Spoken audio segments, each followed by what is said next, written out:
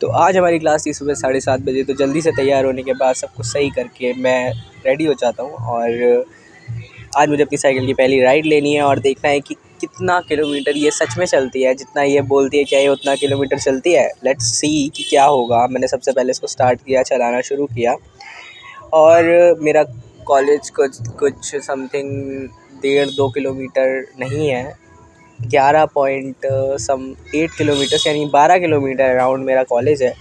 अब मैं साइकिल को चलाते हुए जा रहा था। मुझे बड़ा मज़ा आ रहा है साइकिल को यूज़ करने में, लेकिन सच बताऊं तो हाँ, बाइक जैसी फ़ील नहीं है, पर दिल से तो बाइक जैसी फ़ील ही आती है।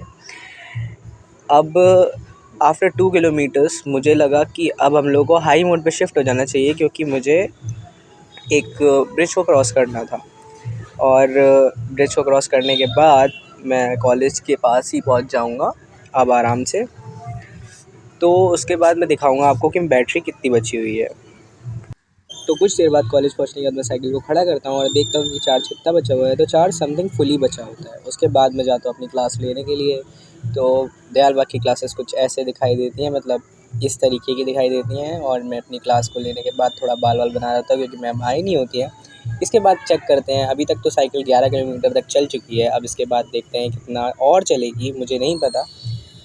11 किलोमीटर चलने पर इसकी बैटरी बिल्कुल भी ख़त्म नहीं हुई। अब मैं घर के लिए वापस जा रहा होता हूँ, तो मैं सोचता हूँ पता नहीं क्या होगा।